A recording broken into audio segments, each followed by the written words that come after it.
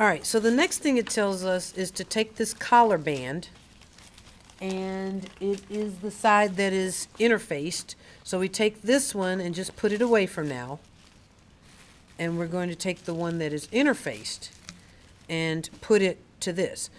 It looks great when we have them like this, right? That looks like it's going to work just fine. Except that to put them together, I need to flip it like this. How am I going to sew these two together? So it's going to be just like a princess seam, okay? So the first thing we need to do is reinforce this curve, okay, at just a little bit less than 5/8. So it's going to be, now, remember I tell you, you're responsible for one's underneath too. So I don't want this seam to flip back like this. It's got to stay flat. So I need to make sure I feed it in flat.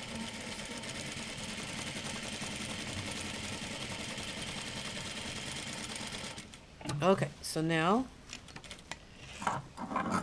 pull this out and we're going to clip this all the way down.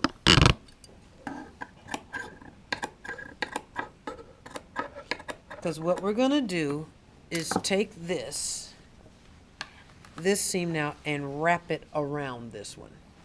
So the first thing you notice is I have a little slit there. Remember my tick marks that I make? That's my center back. Remember I told you I like to always mark centers. So that's my center back.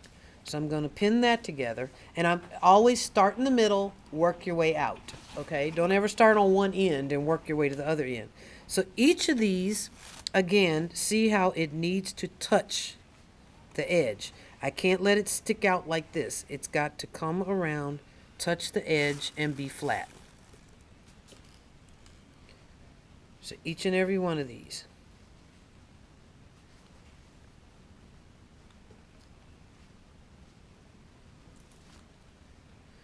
Okay, and it should come to a V on the end. So that now let's pin our way to the other side.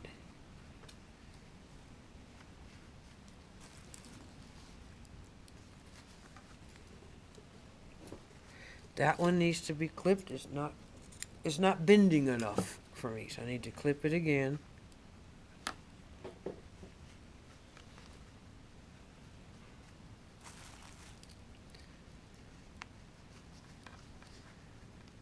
Okay, right there. All right, so now I can sew it.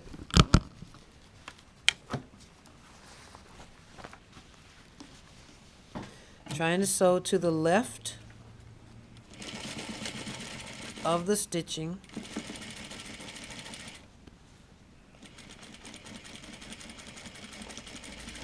And I'm not going too fast because I want to make sure my line is smooth and not jerky. I want it to be fluid.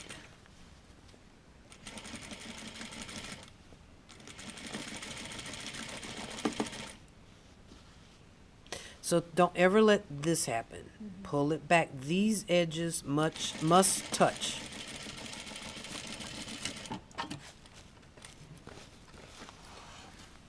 Cut that. We remove the pins.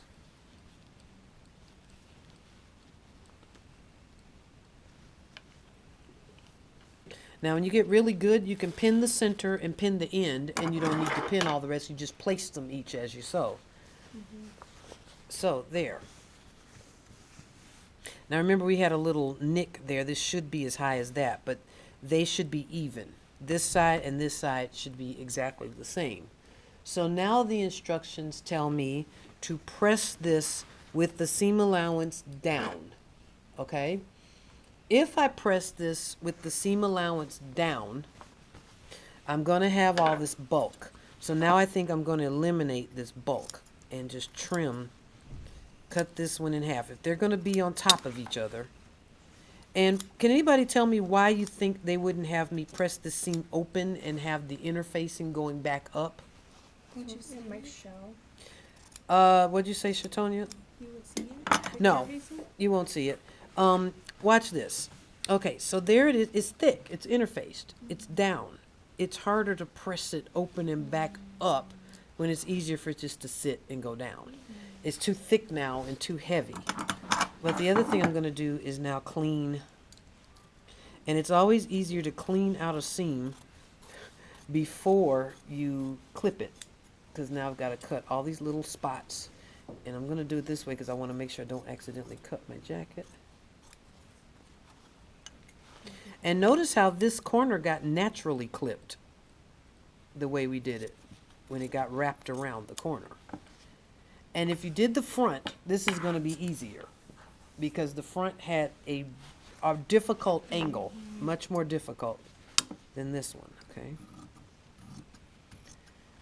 So what's this called? Grading. Grading. This is grading. When do we grade? When there's too much bulk. Not all, no. When two seams are on top of each other. When they're pressed back to be on top of each other. There are times when there's too much bulk, but grading's not the answer. Yeah. So that sounded like a good answer for a second. It might work in most situations, but if it doesn't work in all situations, it's not the answer. Okay?